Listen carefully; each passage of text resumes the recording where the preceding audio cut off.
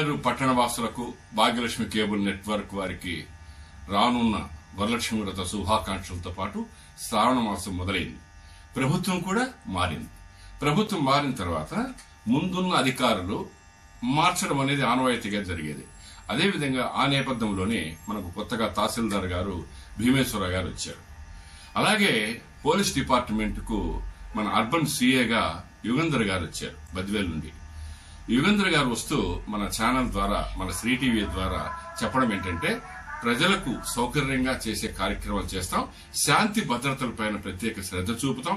ఎవరైనాను ఏ విషయంలో కానీ అశ్రద్ధ చూపినా, ముఖ్యంగా ఆటో వాళ్ళు, ఈ ఆటో వాళ్ళు ఎక్కడ పడితే అక్కడ ఆటోలు నిలిపేయడం, అదేవిధంగా వాళ్ళ ఇష్టానికి ట్రాఫిక్ నిలుపుకోవటం.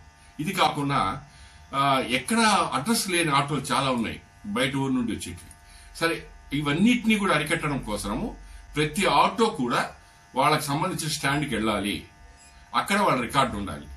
ఒకవేళ వేరే ఆటో వచ్చి ఏదైనా కార్యక్రమంలో అశ్రద్ధ చూపినా, యాక్సిడెంట్ చేసినా, ఇంకేదైనా అక్రమ రవాణాలు చేసినా వెంటనే మిగతా ఆటో యూనియన్ స్టాప్ పాయింట్ ఉంటాయి కదా, ఆటో స్టాండ్లు, వాళ్ళ రెస్పాన్సిబిలిటీ అన్నారు. సో ఇది చాలా వరకు గొప్ప విషయమే. కాబట్టి ఖబర్దార్, జాగ్రత్తగా ఉండండి. ముఖ్యంగా ఆటో వాళ్ళు, చైన్ దొంగతనం చేసేవాళ్ళు, సెల్ దొంగతనాలు చేసేవాళ్ళు, పిల్లలను అల్లరి చేసేవాళ్ళు, ఇలాంటి స్పీడ్ పోయేవాళ్ళు, త్రీ రైడింగ్ అంటే ముగ్గురు కూర్చొని వెళ్ళటం, స్పీడ్ గా వెళ్ళటం, మందు కొట్టి వెళ్ళటం, నేను సెల్ చూస్తా డ్రైవ్ చేసేది, ఇవన్నీ కూడా నిషేధించబడ్డాయి. వీటిపైన కఠినమైన చర్యలు తీసుకోబోతున్నారు మన సిఐ యుగంధర్ గారు.